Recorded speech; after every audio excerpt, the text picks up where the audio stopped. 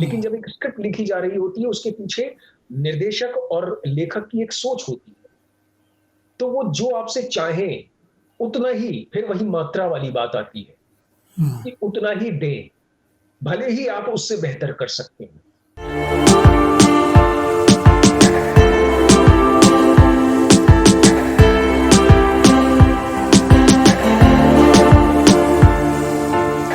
एक एक्टर अगर जब जो अभिनेता है फ़र्ज़ कीजिए उसने अपने आप को ट्रेन कर लिया और ये एजुकेशन ले ली, उसके बाद अल्टीमेटली वो काम ढूँढना शुरू करता है। थिएटर के अंदर तो जॉब्स फिर भी मिल जाती हैं जी। क्योंकि जो अभिनेता हैं शुरुआती दौर के अंदर वो उनके लिए पैसा उतना मैटर नहीं करता, तो एक्सपीरियंस के लिए करते हैं और राष्ट्रीय नाट्य विद्यालय में और जगहों पर नाटकों का मंचन होता रहता है। तो वो अपॉर्च्युनिटीज़ तो उन्हें मिल जाते हैं, मगर जब आप फ़िल्मों में काम माँगने के लिए आते हैं और फ़िल्मों में ट्राई करते हैं, तो जी। आपके पास एक दूसरे तरीके का एक्सपीरियंस होता है। जब वही एक्टर सिनेमा के लिए आता है तो उसको अपने आप को कैसे प्रिपेयर करना होता है? क्या ट्यूनिंग करनी पड़ती है? थिएटर की एक्टिंग में और सिनेमा की एक्टिंग में क्या फ़र्क है जो एक्टर को अपने आप में लाना चाहिए? सॉरी।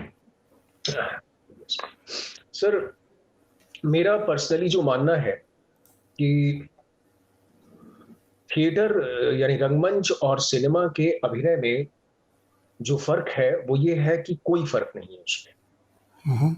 इस बात को समझना बहुत ज़रूरी है कि बहुत सारे लोगों द्वारा या अलग-अलग शिक्षाओं के माध्यम से या खुद के अंदर भी ये चीज़ एक डेवलप हो जाती है कि रंगमंच के कलाकार को कुछ अनोखा ही अचीव करना पड़ता है सिनेमा में अभिनय करने के लिए। ऐसा कुछ नहीं है।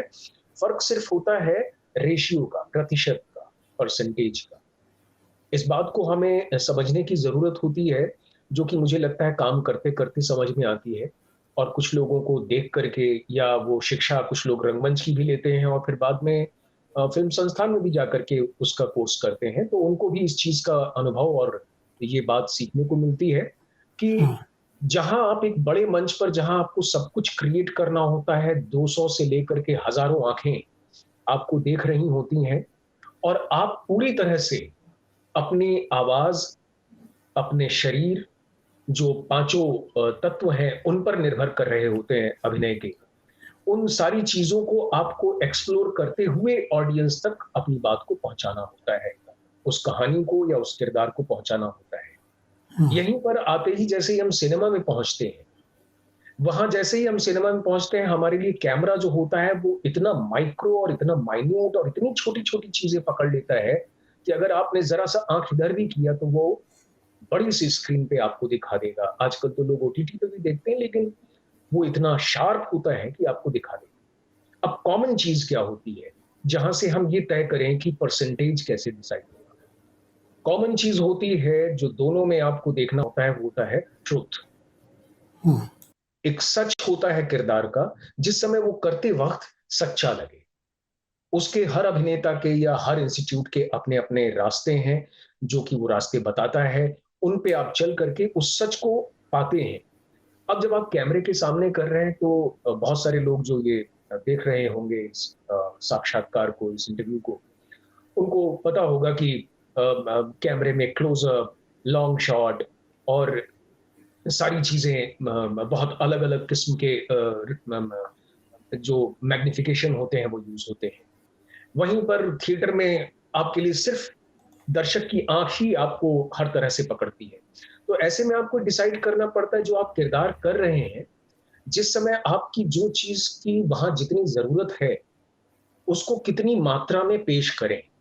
इसीलिए आपको ज़्यादातर जो डायरेक्टर्स होते हैं, वो कभी-कभी बातचीत करके बताते हैं कि ये आपका क्लोज़अप लग रहा है, ये आपका लॉन्ग शॉट लग रहा है, आप इतना एक्सप्लोर कर सकते हैं, आप ये कर सकते हैं। लेकिन इन दोनों में कॉमन चीज़ ये होती है कि जो किरदार आपने जो अपने पूरी स्टडी अपने एक स्कूलिंग के द्वारा अचीव किया है, उसकी सत्यता को आपको उसी तरीके से वहाँ पर रखना पड़ेगा, जिस तरीके से आप रंगमंच पे रखते हैं। उसमें ये नहीं करना होगा कि आपको कुछ एक अनोखा प्रयास करना होगा। इस इल्यूज़न से हम सबको बाहर, इस भ्रांति से बाहर आना पड़ेगा कि सिनेमा और रंगमंच की एक्टिंग में कोई ज़मीन आसमान का फ़र्क है। सिर्फ़ आपको उस पैरामीटर को अंडरस्टैंड करना पड़ेगा कैमरा फ्रेंडली होना पड़ेगा और उस चीज को समझते हुए उसी चीज को बहुत ही सच्चाई और ईमानदारी के साथ आपको कैमरे के सामने पेश करना पड़ेगा, जब जितनी मात्रा में जरूरत हो। जब हम सेट पर आते हैं और हम दूसरे एक्टर्स के साथ कॉम्बिनेशन डेट्स के अंदर जब हम एक्टिंग करते हैं या जब हम स्क्रिप्ट की रीडिंग के लिए जाते हैं या वर्कशॉप्स के लिए जाते हैं, तो एक एक्टर का ओरिएंटेशन जो है, अभिनेता का ओरिएंटेशन वो किस तरह का होना चाहिए कि वो किस तरह की अप्रोच रखे अपने काम के प्रति, अपने आप को किस प्रकार से ढाले कि वो सेट पर जाकर एक इफ़ेक्टिव परफॉर्मेंस डिलीवर कर सके? ये बहुत मजेदार सवाल है सर, क्योंकि मोस्टली होता क्या है कि रोल मिलने के बाद एक्टर का काम लगता है उसका खत्म हो गया, मेहनत खत्म हो गई, अब तो जो होगा कैमरे के सामने हो जाएगा, जबकि असली मेहनत यहां से शुरू होती है।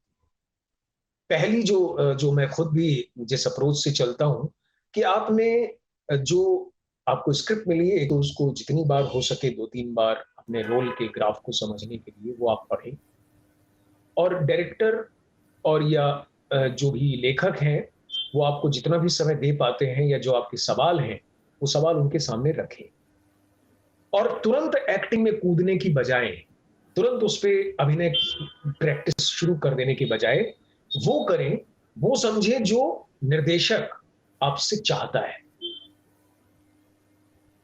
बहुत सारे एक्टर ऐसा करते हैं कि जैसे ही उनको मिला वो लाइनें एक्टिंग समय की याद करना शुरू कर दो, जो कि एक बहुत ही रिस्की जोन है।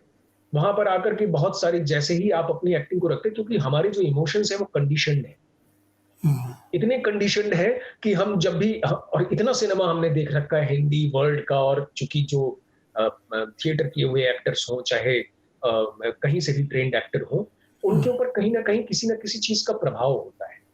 लेकिन जब एक स्क्रिप्ट लिखी जा रही होती है उसके पीछे निर्देशक और लेखक की एक सोच होती है, तो वो जो आपसे चाहे उतना ही, फिर वही मात्रा वाली बात आती है कि उतना ही दे, भले ही आप उससे बेहतर कर सकते हैं, तभी आपके हर रोल में एक नया बनाएगा।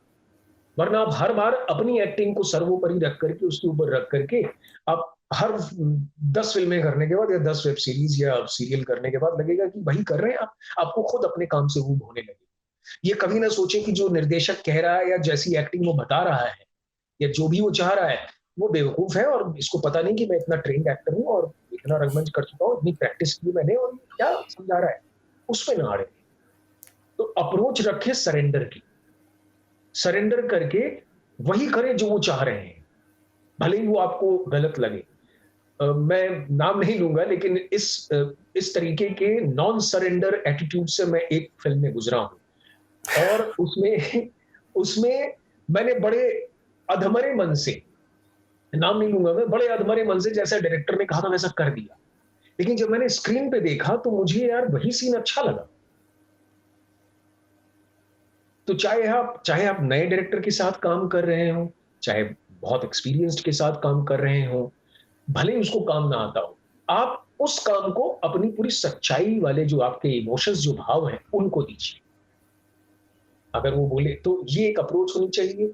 उसकी रिहर्सल अपने को एक्टर्स के साथ करें, अगर कोई एक्टर समय देता है, नहीं तो जो भी असिस्टेंट हैं उनसे आप हेल्प लें, अपनी लाइन को करें। लाइनें आपको याद होनी चाहिए इतनी ज्यादा कि वो आपकी अपनी हो, तभी तभी आप सेट पर फ्लो कर पाएंगे इम्पल्सिवली या स्पॉन्टेनियसली, जो आपको उस समय, जो उसी वक्त जो जरूरत है, और नई चीजें आप अचीव कर पाएंगे बतौर अभिनेता डायरेक्टर।